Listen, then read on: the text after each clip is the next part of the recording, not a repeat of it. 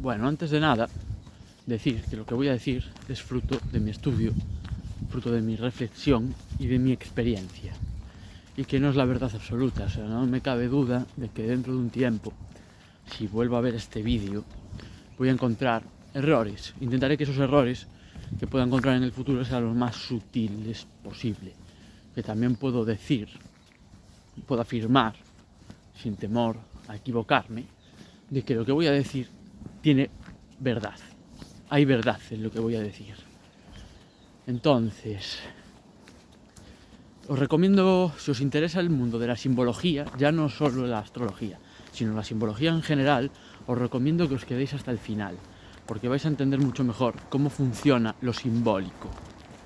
Porque en este vídeo, pues aparte de hablar de Saturno, voy a mostrar un fenómeno que en ontología se llama transitividad simbólica, por el cual queda patente la unidad que subyace al símbolo.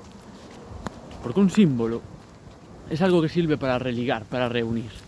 Y esto está en la propia etimología de símbolo, que significa eso, es aquello que reúne. A diferencia de los conceptos normales que definen, que limitan. Definir es limitar. Definir es decir dónde empieza, dónde acaba algo. El símbolo es todo lo contrario. El símbolo reúne. Y la transitividad simbólica es como deja esto patente. O sea, nos ayuda a experimentar esto, nos hace experimentar la unidad que hay detrás del símbolo. Porque es como que al final todos los símbolos son como distintas perspectivas de lo mismo, que es la unidad. Entonces, bueno, esto se ve mucho mejor en la práctica. Entonces, no, esto no quiere decir que Saturno, Satán, Sauron, Lucifer y Prometeo, entre otros, que posiblemente hable también de otros símbolos, no quiere decir que sean sinónimos. No se asimilan completamente los unos a los otros, sino que muestran matices de lo mismo.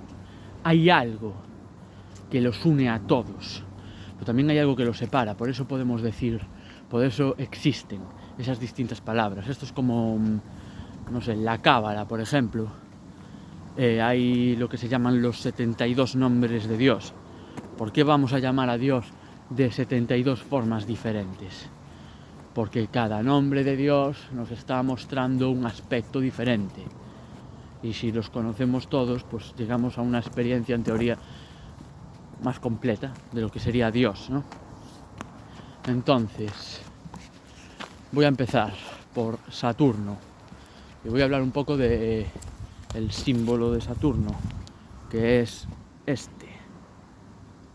Es una cruz de la cual surge unas medias lunas, unas líneas curvas. Es como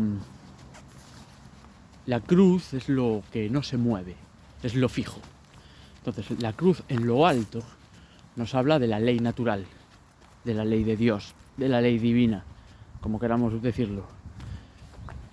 Y de ahí surge una expresión serpenteante.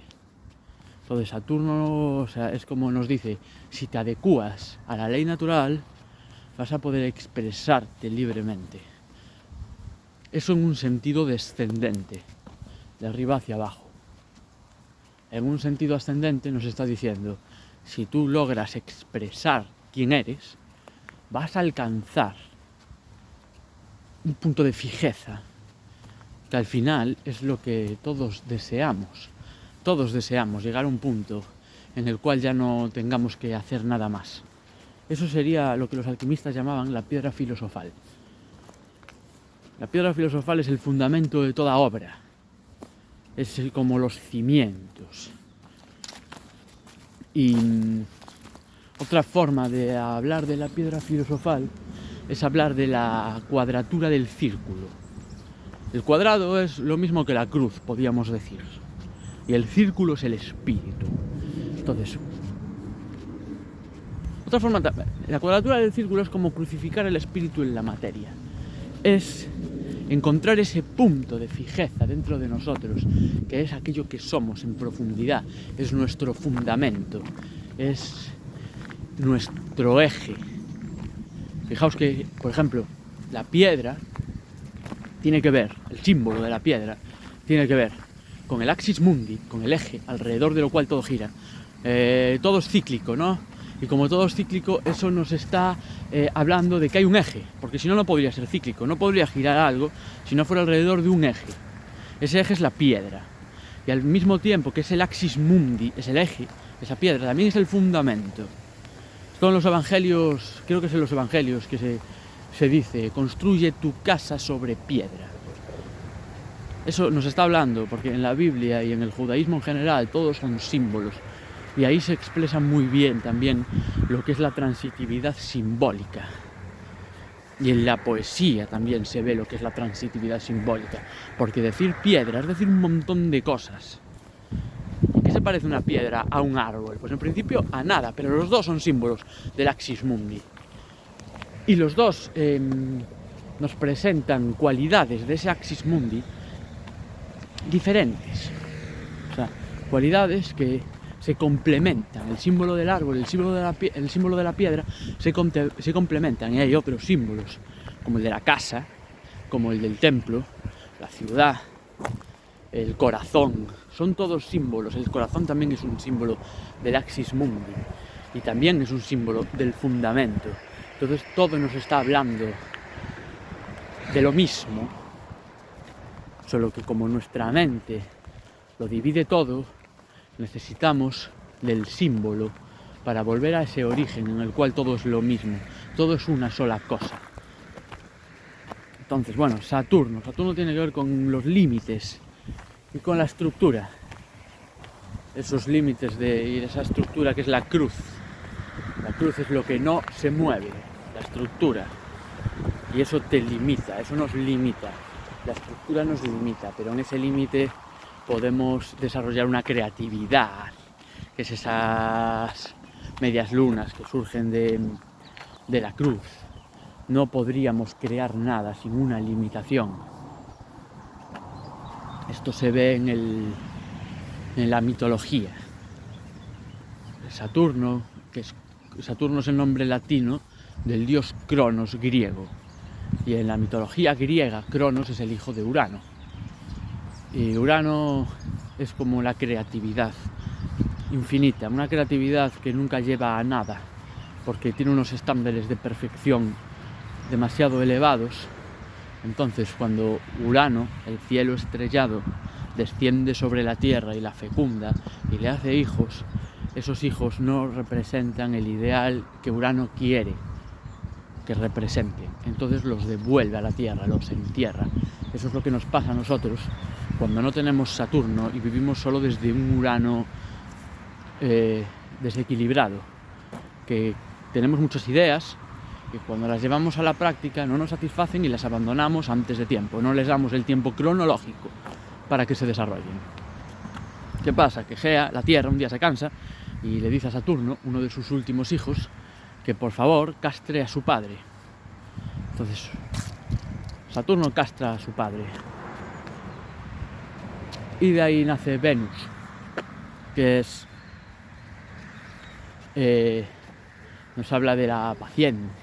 Venus es el planeta regente de Tauro, nos habla de disfrutar de los procesos naturales, que eso es lo que pasa cuando Saturno castra a Urano. Y bueno, no voy a seguir porque me extendería demasiado, porque esto continúa. Al final Saturno también se convierte en un tirano, ¿no? El tema es que Saturno tiene que ver con los límites, con la estructura y también con la contracción, con el eliminar todo aquello que sobra para ese fin específico que buscamos. Satán, que ya Satán, ya es como que hay cierto parecido ahí, ¿no? Nos habla, Satán significa adversario. Nuestro adversario son nuestros propios límites. Sin el adversario no podríamos fortalecernos. Necesitamos al adversario para hacernos fuertes, para desarrollar nuestras habilidades. Y si vemos a Sauron, que también parece que tiene como la misma etimología, ¿no? O sea, es Satán, Sauron, Saturno. Sauron es el adversario de la mitología de Tolkien.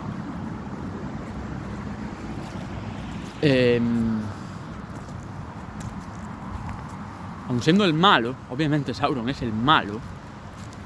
Y por ejemplo, aquí se puede ver una diferencia. Saturno no es el malo. Saturno va mucho más allá. Tal y como yo lo entiendo al menos, Saturno incluye y trasciende a Sauron, pero Sauron no trasciende a Saturno. Saturno es más grande que Sauron. Entonces Sauron es el malo, pero sin Sauron los pueblos de la Tierra Media nunca habrían podido desarrollar su potencial. Los hobbits, que son los seres más insignificantes de la Tierra Media, que nadie los tenía en cuenta, que lo único que hacían era descansar, o sea, trabajaban a la tierra y lo mínimo, y luego descansar y dedicarse a los placeres, que está muy bien, pero que tenían un potencial ahí encerrado, que solo Gandalf supo ver, y gracias a la lucha contra el mal, contra Sauron, pudieron demostrar lo que valían. Lo mismo con el resto de los pueblos. Aragorn hubiera sido un montaraz toda su vida y no el rey de Gondor, si no llega a ser por esa guerra contra Sauron. Entonces Sauron es el catalizador del potencial. El adversario cataliza nuestro potencial. La limitación impuesta desde arriba, desde la ley natural de cómo funcionan las cosas, que hay una dualidad. Es una de las leyes naturales, es que todo es dual. Por lo tanto, el mal existe. En este plano existe. Aquí en el juego en el que jugamos existe. Y eso nos ayuda a desarrollar nuestro potencial. Entonces esa es la función del mal. El mal sirve al bien. ¿Qué más?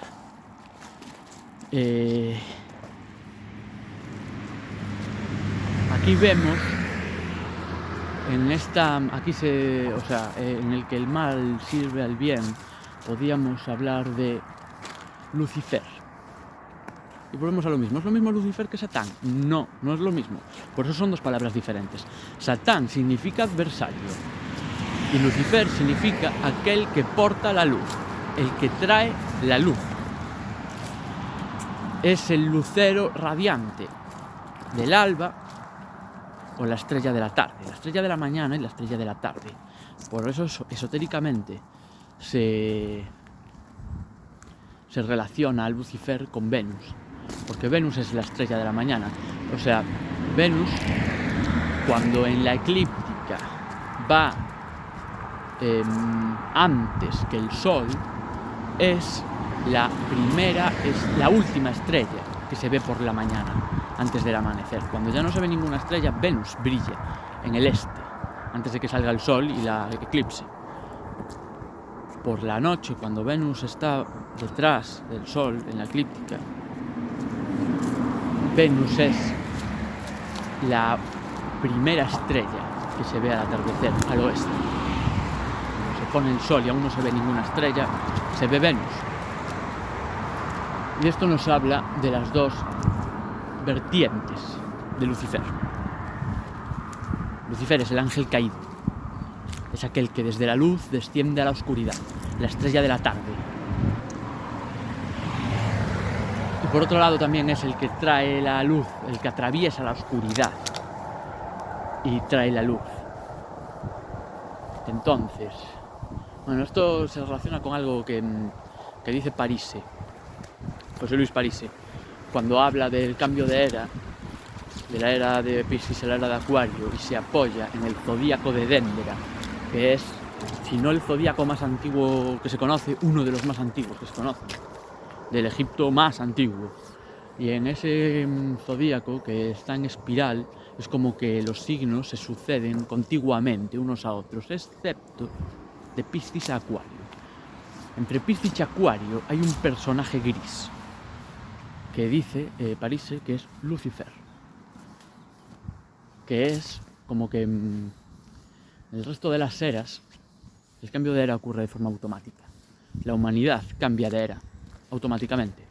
Pero en esta era ocurre algo diferente. En esta era somos los seres humanos individuales los que tenemos que cambiar de era por nuestros propios méritos.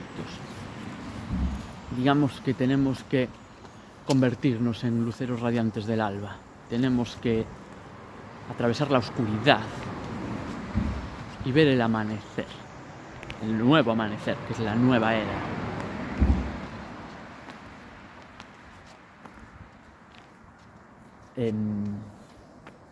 Podríamos hablar del plomo. Saturno es el plomo que se convierte en oro, que es es la materia prima para alcanzar la piedra filosofal. Es como todo va girando en círculo, entre comillas, como que todo hace referencia mutua. Y al final, para poder entenderlo, es como un laberinto, ¿no? Si quieres entender un símbolo, tienes que entenderlos todos, porque todos se hablan entre ellos. Entonces,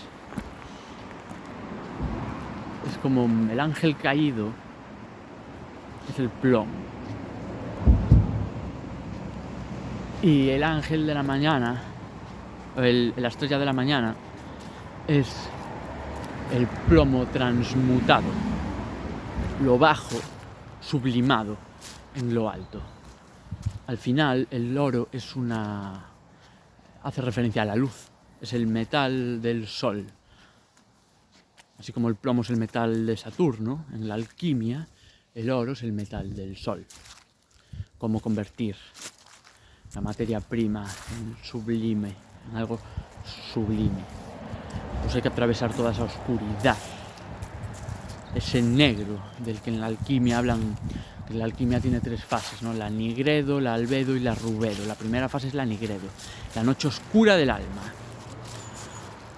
Vamos a lo mismo, es todo lo mismo. O sea, el ángel caído desciende del cielo a la tierra, como nosotros. Ese es como el pecado original con el que todos nacemos. El pecado original es la vivencia de la dualidad, del dolor, del sufrimiento. Nadie se salva. En el momento en que naces experimentas el dolor y eso deja una marca.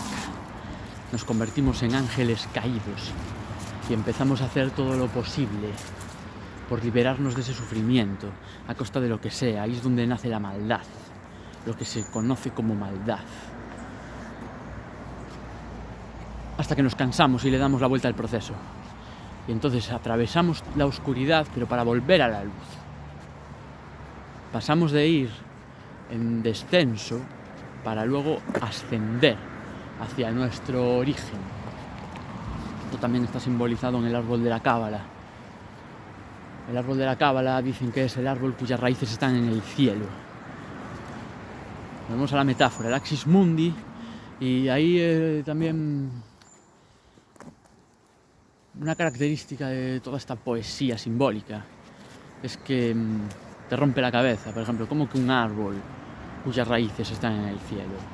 Es que si tú eres capaz de verlo, se deshace la dualidad, porque creemos que las raíces están en la oscuridad. Las raíces, el origen está en la oscuridad. ¿Y si estuvieran en la luz? ¿Y si estuvieran en lo elevado?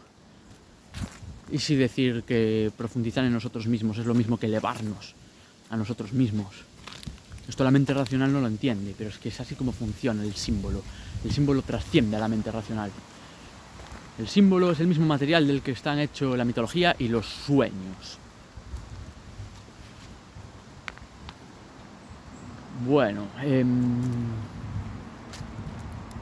Prometeo tiene mucho que ver con Lucifer, porque Prometeo es el que le roba el fuego a los dioses para entregárselo a los hombres, y por ese crimen es encadenado en una roca y condenado a que un buitre o un águila le coma el hígado todos los putos días. Por la noche se le regenera y al día siguiente vuelve a sufrir. ¿De qué nos habla esto? O sea, un tema... Igual que en los sueños es muy evidente que todos los personajes que aparecen en nuestros sueños son partes de nosotros mismos. Es nuestra mente la que los crea, está dentro de nosotros. Pues eso mismo lo podemos aplicar a la mitología. En la mitología, el héroe somos nosotros, el malo somos nosotros, los monstruos somos nosotros. Entonces, Prometeo somos nosotros. Nosotros les robamos el fuego a los dioses. El fuego es el conocimiento, la tecnología. ejemplo ahora que estamos en un momento muy acuariano, uraniano, está habiendo le estamos robando el fuego a los dioses. Con lo de la inteligencia artificial, eso es robarle el fuego a los dioses. Cuando Prometeo le roba el fuego a los dioses, pasan unas cosas, que al final se abre la caja de Pandora. Se liberan los males del mundo. Es muy evidente lo que está pasando ahora, ¿no? Con la inteligencia artificial, que es lo mismo que pasó pues, con el descubrimiento del fuego. O sea, el ser humano, el ángel caído, no está purificado para poder hacer uso de ese conocimiento sin autodestruirse. Y esa es la condena que Zeus le impone a Prometeo. No es un capricho, es como esta gente no está preparada para esto. Entonces abre la caja de Pandora. Se abre la caja de Pandora como una consecuencia natural. Bomba atómica, es lo mismo, ¿no? O sea, es todo lo mismo. Las armas tienen mucho que ver con esto. Con la caja de Pandora que se abre con el progreso tecnológico. ¿Quién libera a Prometeo de su sufrimiento? Quirón, un hijo de Saturno. Quirón habla de el trauma en sí mismo, la síntesis del trauma. Es la herida fundamental, es el sufrimiento primero de la encarnación, de estar vivos. Y bueno, me extendería mucho si contara toda la historia de Quirón, pero al final Quirón, su dilema es que es inmortal, pero tiene una herida incurable. Y esa es su condena. Y al final decide cambiarse por Prometeo, entrega su inmortalidad y se cambia por Prometeo. Entonces Prometeo es salvado y Quirón muere porque entrega su inmortalidad. Entonces le comen el hígado, el buitre, muere y se acaba su sufrimiento. Eso es un poco el cómo salir de este entuerto. Si Saturno es el guardián del umbral, Quirón es la llave de esa puerta. El símbolo de Quirón es una llave, de hecho.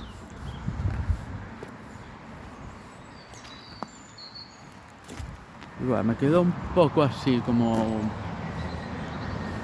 nebuloso. Pero yo creo que queda claro un poco eso, cómo funcionan los símbolos. Y esto es la base, o sea, si queréis entender cómo funciona Saturno en vuestra carta natal, tenéis que entender de dónde viene Saturno, qué es Saturno. Saturno es todo esto. Por eso en la antigüedad se le llamaba el gran maléfico. Ahora se llama el gran maestro, porque es un maestro, a través de los límites que nos impone, que no dejan de ser los límites de la ley natural, la ley de este plano, de la tercera dimensión. Pues a través de eso nos ayuda a desarrollarnos y a volver a nuestro origen. Sin él no podríamos purgar toda nuestra mierda, no podríamos convertir el plomo en oro, no podríamos encontrar nuestro fundamento, nuestro punto alrededor del cual podemos establecer una acción vital, ordenada. Es como estamos descentrados, hasta que no encontramos nuestro fundamento, hasta que no podemos integrar a Saturno, estamos descentrados, no tenemos estructura, vamos como blandengues ahí, como que no estamos construyendo nuestra casa sobre piedra. El mito de los tres cerditos también tiene que ver con eso. Construyen una casa, la casa es lo que te protege al final. Eso tiene que ver con el corazón, tiene que ver con el arca de Noé, por ejemplo. Cuando viene un diluvio, ¿cómo se salva Noé? Pues construye un arca. Para construir un arca necesitas una estructura. Y eso es lo que te permite navegar las aguas, salir a la naturaleza que nos devora y poder permanecer firmes y sobrevivir a lo que venga.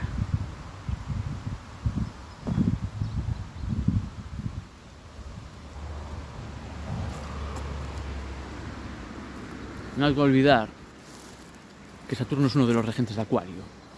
El otro es Urano, pero Saturno también rige Acuario. Entonces es muy importante para poder asimilar y utilizar correctamente todo lo que Urano nos trae, que es toda la innovación, la tecnología, el progreso, la vanguardia, que es disruptivo, que es desestabilizador, que es perturbador en esencia. Para poder sostener todo eso, necesitamos tener bien integrado a Saturno. Necesitamos atravesar nuestra noche oscura para poder darle algo valioso a este mundo. Si quieres cambiar el mundo, te tienes que cambiar a ti mismo. Y cambiarte a ti mismo, a eso es integrar a Saturno en un lenguaje astrológico.